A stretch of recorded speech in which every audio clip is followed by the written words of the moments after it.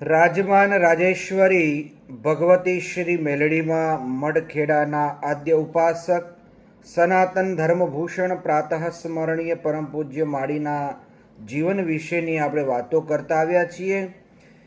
આપણે આજે એક એવી વાત કરવા માટે મળ્યા છીએ કે સૌ નવરાત્રિના પવિત્ર દિવસોમાં માતાજીની આરાધના, ઉપાસના, સેવા તેમજ અન્ય પ્રવૃત્તિઓથી સૌ જોડાયેલા હોય છે. આપણી પ્રાચીન ભારતીય સંસ્કૃતિની પરંપરા પ્રમાણે શિવ અને શક્તિની જ્યાં પૂજા થતી રહેલી છે, સાચા અર્થમાં સનાતન ધર્મની અંદર ગણપતિ, શિવ, હરિભાસ્કર અને અંબા માં ભગવતીનું આરાધન માણસ માત્રને માટે માતૃશક્તિની પૂજા એ આપણા સૌનું પ્રેરક બળ છે. શિવ અને શક્તિ એક સિક્કાની બે બાજુ પ્રમાણે આપણે સૌ તેમને આરાધના થકી રીઝવવાનો, પૂજા અર્ચન કરવાનો પ્રયત્ન અને પ્રયાસ કરીએ છીએ.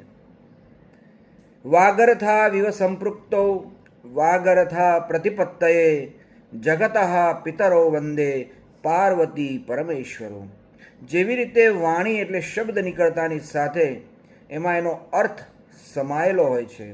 વાગર્થા વિવ સંપૃક્તો વાગર્થ પ્રતિપત્તયે જગતઃ પિતરો વંદે. આ જગતના માતા પિતા સમાન પાર્વતી પરમેશ્વરો, ભગવાન શિવ, ભગવાન ભોળાનાથ અને મા પાર્વતી એ જગતના માતા પિતા સમાન હોય એમને જગતઃ પિતરો વંદે પાર્વતી પરમેશ્વરો, તેમને આપણે પ્રણામ કરીએ છીએ, વંદન કરીએ છીએ. માતૃશક્તિની વાત આવે ત્યારે આપણે બધા નવરાત્રિના 9 દિવસ માના ગરબા રમતા હોઈએ છીએ. પરમ પૂજ્ય જયમાળી ખેડા વિશે વાત કરવા માટે આજે મળ્યા છીએ કે ગરબા, નવરાત્રિ, શક્તિની ઉપાસના, આ બધા બાબતોને ધ્યાનમાં રાખીએ તો પરમ પૂજ્ય માળીએ ખૂબ મોટું ક્રાંતિકારી કાર્ય ખેડાના આ પવિત્ર ધરતી ઉપર ભગવતી મેલડીમાં મઢના સાનિધ્યમાં એમણે કર્યું છે. કેવી રીતે તે આપણે જોઈશું. સૌથી પહેલી વસ્તુ તો શિવ અને શક્તિની ભક્તિ રૂપિયો લીધા વગર, પૈસો લીધા વગર એમણે એમના જીવનની અંદર ચરિતાર્થ કર્યું છે. એમનો એક સિદ્ધાંત રહ્યો છે, એમને પોતે જીવનમાં એમણે પોતે ખુદ અપનાવ્યું છે કે આરતીની ક્યાંય ઉછામણી નહીં, મંદિરમાં કોઈ જગ્યાએ પૈસો કે દાન પેટી નહીં, દાન માટે ક્ષમા. બીજું કે પરમ પૂજ્ય માળીને ત્યાં નવરાત્રિના 9 દિવસ નવચંડી જેવા મહાન યજ્ઞો ખેડાની ધરતી ઉપર કરવામાં આવતા હતા.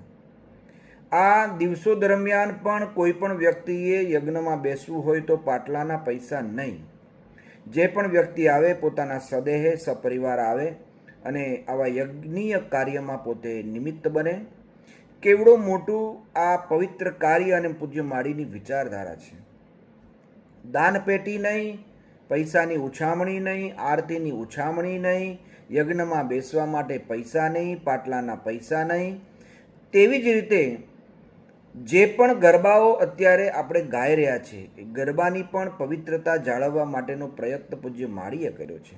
જે પણ કલાકાર મિત્રો ગરબા ગાય તે ગરબા સાર્થક હોવા જોઈએ, એટલે કે પ્રાચીન હોવા જોઈએ, એટલે કે એમાં અર્થપૂર્ણ હોવા જોઈએ, જેમાં આપણી સનાતન સંસ્કૃતિ કે ધર્મને કોઈ જગ્યાએ ઠેસ ના પહોંચતી હોય, આવનારી પેઢીને પણ એ બાબતે કોઈ પણ જાતનું મિસગાઈડ એટલે કે ખોટી રીતે એમને ગાઈડ કરવામાં ના આવતા હોય એવું સાહિત્ય પણ એ કલાકાર શ્રીઓના મુખે ગવાય એ પરમ પૂજ્ય માળીનો આગ્રહ હતો.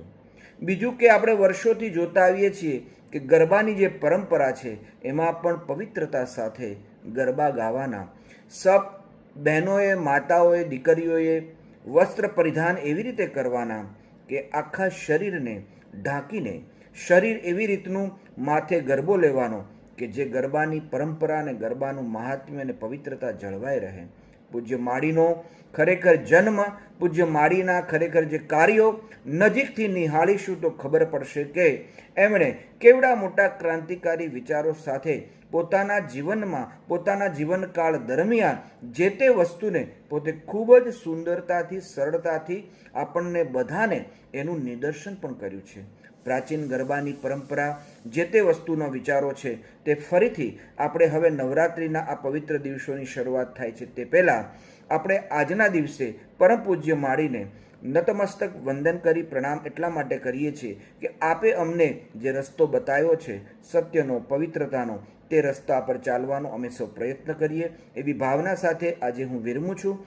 ફરીથી નવી વાત લઈ અને આપણે મળીશું, ત્યારે પણ પૂજ્ય માળીના વિચારો વિશે ઘણી બધી વાતો કરીશું. ત્યાં સુધી સર્વને જય માળી, જય માળી, જય માળી.